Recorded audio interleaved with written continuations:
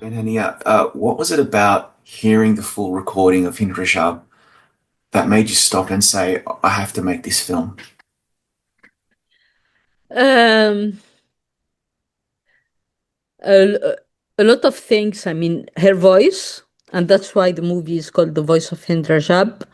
Her live voice, the immediacy in her voice, the anguish in her voice, the calling of help,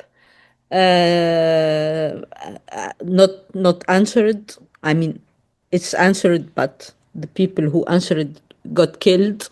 The tragic fate of Hind Rajab, the fact that we crossed a red line, killing children, it's something that nobody can accept. So, for all those elements and more, I thought that staying silent is being complicit in a way. I couldn't save her. I'm not a politician, so I can't do movies. So maybe I should do something. And this is how it started, the impulsive decision to do this movie, an impulsive decision that I had to transform in something more rational, more, making a lot of creative choices. But at the beginning, it was something out of anger, and I wanted to shout, and this shouting, I put it in a movie. Yeah. With the recordings as your foundation, what guided your creative choices for the moments surrounding the film that weren't directly captured on those calls? This is a great question because I received this recording. It was like receiving something sacred, the last moment of the life of this little girl.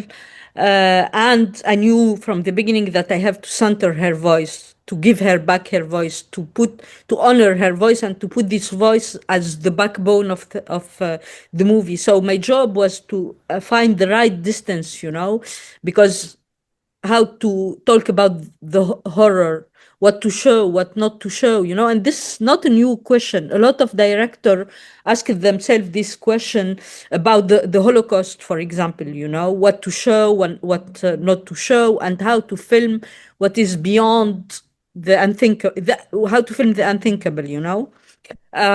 So I thought that the Red Crescent perspective is maybe the most respectful place because they are not in Gaza. They are like us, in outside of Gaza. Even if they are in the West Bank, they are listening like us, hearing the cry of help coming out of Gaza, and they did everything to save this girl. Um, so their perspective was for me the most, let's say, right distance to tell this story without losing any of its impact. Yeah. In the final stretch of the film, what I found so amazing is how you begin to blend real footage with the reenactment. What did that why did you choose that? What did that overlap allow you to express in this film? It allows me two things. First of all, I needed to tell this story in the present tense, while going back to this moment, while saving the life of this little girl was possible. And I couldn't do this with classical documentary form because it's always done a posteriori, after, about an event in the past. So I needed the present tense with the actor.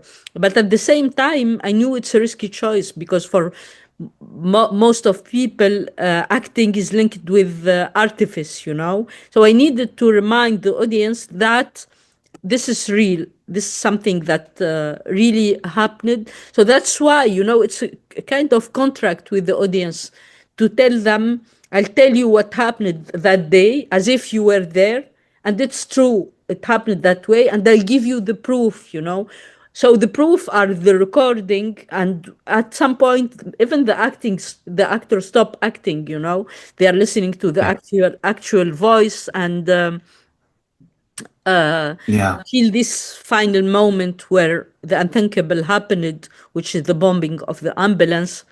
So that moment, I needed to go back to something more archival and more in the realm of, let's say, document and documentary. Yeah, I love the way that you blend those two formats. It's so powerful. You know, the performances are so raw, they're devastating, particularly for me. Sacha Kalani and Matas Malis were just incredible. Clara Curry. How did you know, like, how much of that was their own acting or dramatization? How much did the actors bring to those characters? Um, y- when I casted those incredible actors, Palestinian actors, I put them in contact with their perspective, the person they are portraying. And I was thinking it's a very complicated exercise for actors, to portray someone who's still living, to be faithful to a reality, but at the same time knowing that you are acting. So what we did together, I told them, listen, I'll not direct you, but we'll do this thing to go back to this moment.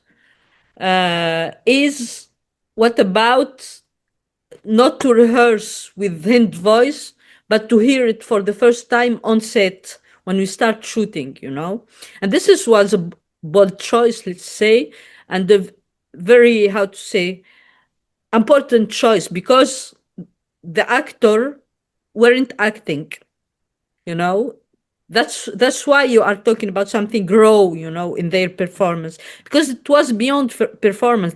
They reacted as if they are hearing her voice for the first time, as if they were the real character they are portraying when they heard her voice for the first time. They didn't rehearse before, to Wow. Incredible. Yeah, I mean, without those performances, maybe the film doesn't land as well as it does. It's so perfectly calibrated. The film is being watched in a deeply polarized political climate, yet people are really responding to this from all sides, from everywhere around the world. What do you hope that audiences will take away from this film ultimately? Uh, I hope that the killing of child should not be polarizing. You started by polarized world. We should agree, all of us. It's horrible, and my hope is this movie is a call for action. We need accountability. We need justice because without accountability, without justice, I don't think that there will be peace. So it's a call for action. Also, this movie. Yeah, I totally agree. Kaouther Ben Hania, two-time Oscar-nominated filmmaker. I hope to see you at the Oscars again. This is a wonderful film. I hope everybody sees it. Congratulations again, and thank you for Thank your time you. today. Thank you very much. Thank you.